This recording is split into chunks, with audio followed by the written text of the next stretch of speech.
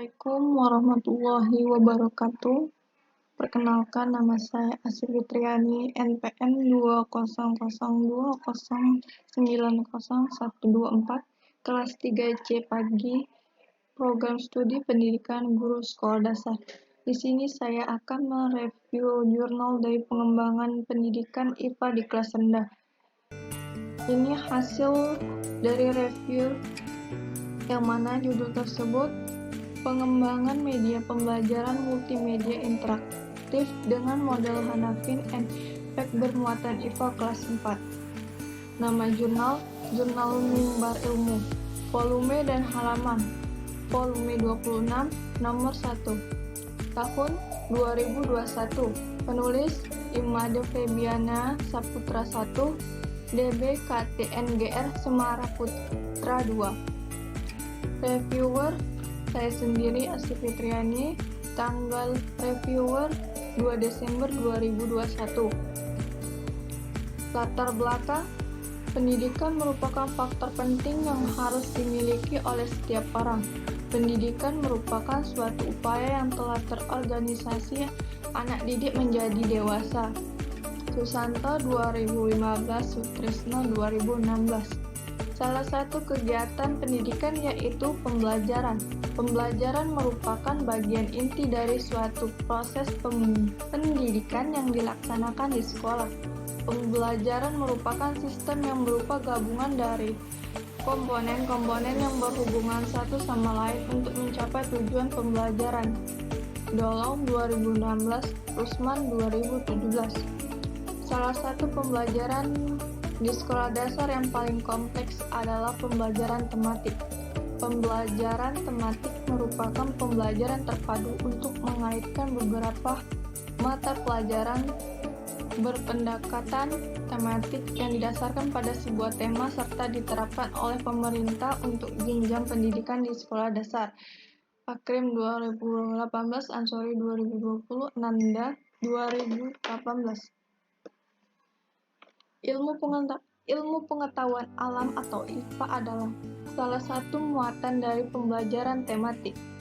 IPA adalah cabang ilmu yang mempelajari peristiwa-peristiwa yang terjadi di dalam sebagai latihan awal peserta didik berpikir dalam mengembangkan daya ciptaannya. Pokok bahasan metamorfosis adalah salah satu pokok bahasan pada materi IPA. Tujuan penelitian, tujuan menganalisis pengembangan media pembelajaran multimedia interaktif dengan model Hanafin and Peck bermuatan IPA kelas 4. Kemudian permasalahan yang terjadi saat ini yaitu banyak siswa yang tidak memahami materi pembelajaran disebabkan oleh kurangnya media pembelajaran yang memfasilitasi siswa dalam belajar. Kurangnya media pembelajaran ini berdampak pada pemahaman materi pembelajaran yang rendah.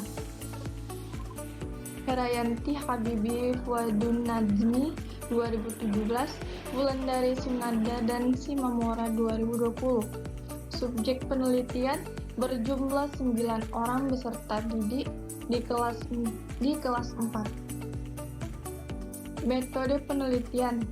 Dalam metode pengembangan ini, penelitian menggunakan model pengembangan Hanafin dan Peck. Model ini terdiri dari 3 tahap utama sehingga akan lebih mudah dipahami dan dikembangkan dalam waktu yang singkat. Namun dengan evaluasi dan revisi pada setiap tahapannya akan membuat model pengembangan ini akan tetap berjalan ke arah yang diinginkan. Model Hanafin and Peck terdiri atas 3 langkah, yaitu penilaian kebutuhan atau assessment, desain atau pengembangan dan implementasi, development and implementation, serta dalam setiap tahap melalui proses evaluasi dan revisi.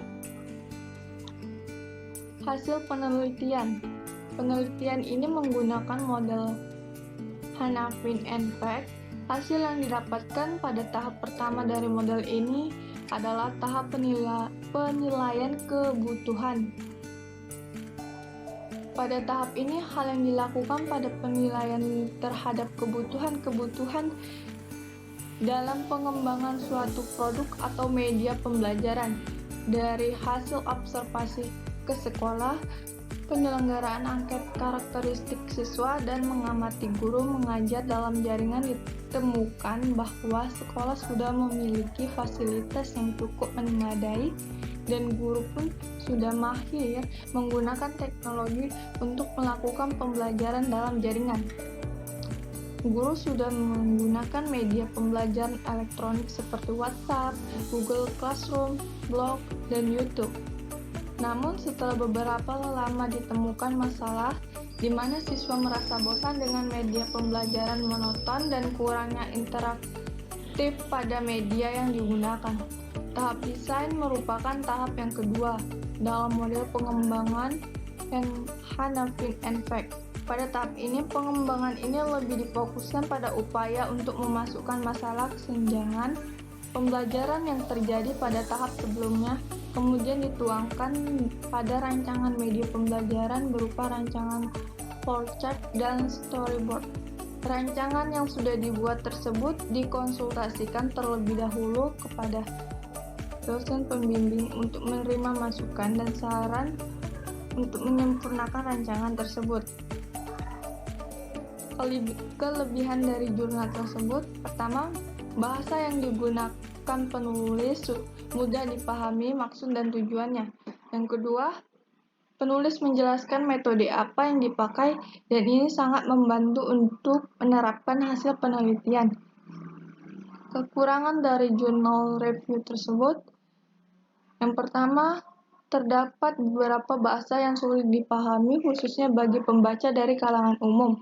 Yang kedua, tidak ada pemaparan dalam bentuk tabel maupun grafik dokumentasi pada jurnal. Demikian review jurnal yang bisa saya sampaikan. Kurang dan lebihnya saya mohon maaf. Wassalamualaikum warahmatullahi wabarakatuh.